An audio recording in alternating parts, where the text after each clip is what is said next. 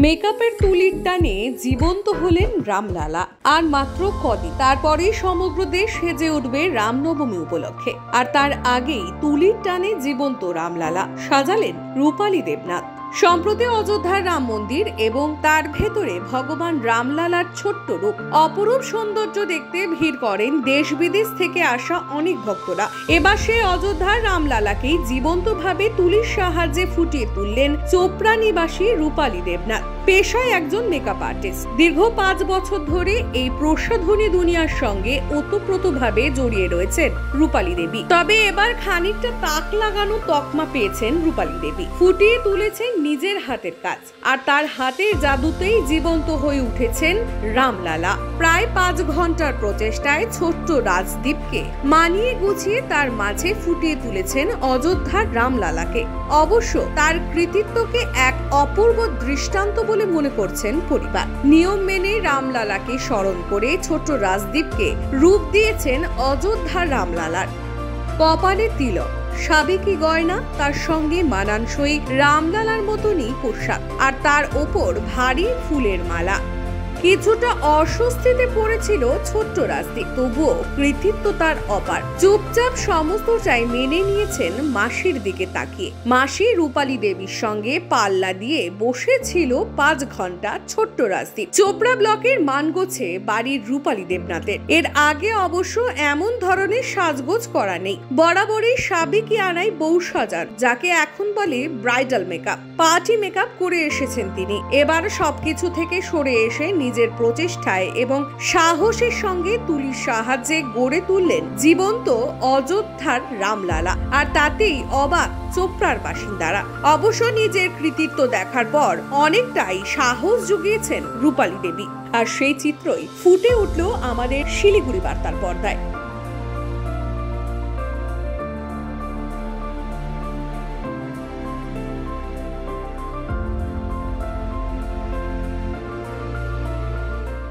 Actually আমি makeup ইন্ডাস্ট্রিতে 5 years থেকে মেকআপ ইন্ডাস্ট্রির সাথে যুক্ত।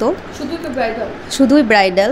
আর যখনই আমরা স্টুডেন্টদের শেখাই বা কোনো সময় মেকআপ করি, তো আমরা তো ব্রাইডাল নিয়েই কাজ করি। তো তাই এখন একটু মাথায় এলো যে একটু ক্রিয়েটিভিটি করার। হ্যাঁ মাথায় এলো একটু ক্রিয়েটিভিটি করার।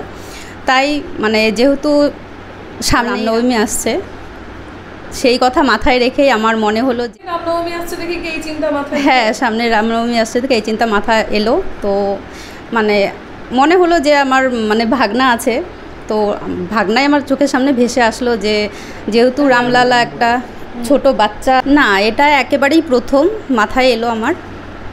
তো সবসময় তো আমি ব্রাইডাল নিয়েই ছিলাম, যে ব্রাইডাল সবসময় যেহেতু মেকআপ আর্টিস্ট, তো আমরা ব্রাইডালের উপরই ফোকাস করি বেশি। তো মাথায় হঠাৎ করে এলো যে একটু ক্রিয়েটিভিটি করার চেষ্টা করি। আচ্ছা, অনেকবার দেখেছি যে কালী, আবার কখনো কৃষ্ণ, আবার কখনো দুর্গা, মেকআপ আর্টিস্টদের একাধিক যে কৃতিত্ব তার তুলির সাহায্যে ফুটে ওঠে। এবার একেবারেই নতুন রূপে রামলালার একটা চিত্র উঠে আসলো আপনার হাতের তুলিতে। কি বলবেন, আগেও কি মাথায় ছিল এই ধরনের? আগে কি করেছেন? না, আমি এরকম ক্রিয়েটিভিটি আগে কোনোদিনই করিনি। এই ফার্স্ট টাইম আমার মাথায় এলো যে সবসময় যেহেতু আমরা ব্রাইডাল নিয়েই চলি, যে ব্রাইডাল মেকআপ সবসময় যেহেতু স্টুডেন্টদের শেখানো হয়, তো ওদের ব্রাইডাল মেকআপটাই শেখানো হয়। তো এই ফার্স্ট টাইম আমার মাথায় এলো যে আমি একটু ক্রিয়েটিভিটি করার চেষ্টা করি। তো সবাই দুর্গা, কালী, লক্ষ্মী, সরস্বতী সবাই তো করেই থাকে। তো আমি একটু চেষ্টা করেছি যে একটু অন্যরকম কিছু করার, যেহেতু সামনেই রামনবমী।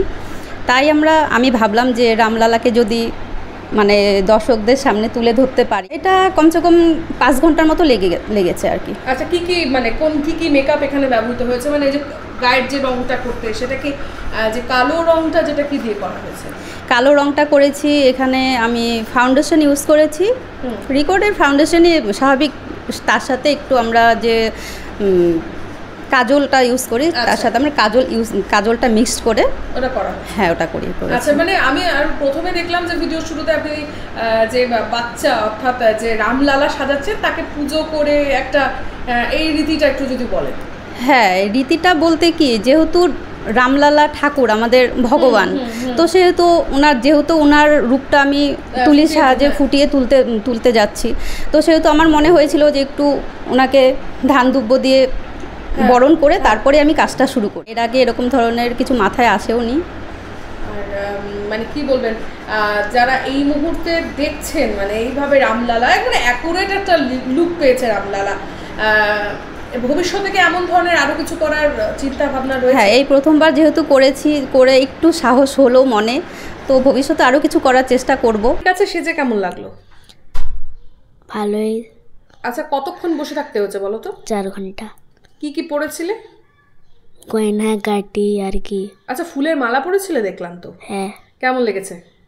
অনেক ভারী ছিল। ভারী ছিল? হ্যাঁ, সত্যিই ভারী। সত্যি ভারী ছিল না? হ্যাঁ, একটাই খালি ভারী। একটাই ভারী ছিল। আর এই যে রামলালাকে দেখতে তুমি আসলে যাবে? হ্যাঁ। কোথায় যাবে? অযোধ্যা। নামটা একটু বলে দাও। রাজদীপ বসাক।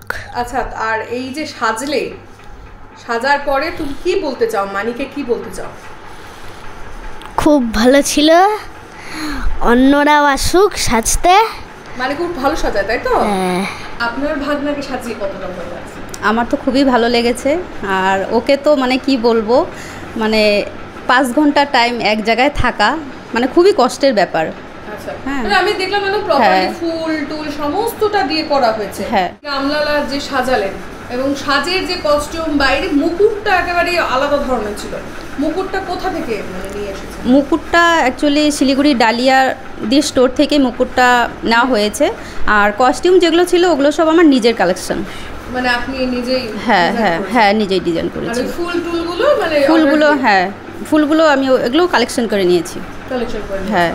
আর এই মাথার তিলক বা যা যা আছে সমস্তটা? হ্যাঁ, সব নিজেই কালেকশন। রামলালার যে টিপটা ছিল সেটা আমার বোন ডিজাইন করেছে, গায়ত্রী বসা। এই সব বিষয়ে যদি আরো কেউ এনকারেজ হয় আপনার থেকে, আপনার যদি যোগাযোগ নাম্বার এবং আপনার অ্যাড্রেসটা যদি দেন। আমার যোগাযোগ নাম্বার হচ্ছে 8597763085। এই নাম্বারে, এটা হচ্ছে আমার ফোন নাম্বার। পেজ আছে, ফেসবুক প্রোফাইল আছে রূপালিস মেকওভার, রূপালী দেবনাথ নামে। আর পেজ আছে রূপালিস মেকওভার। আমাদের চোপড়া ব্লকের মানগঞ্জ, আমাদের যে গ্রামটা সেটা হচ্ছে মানগঞ্জ।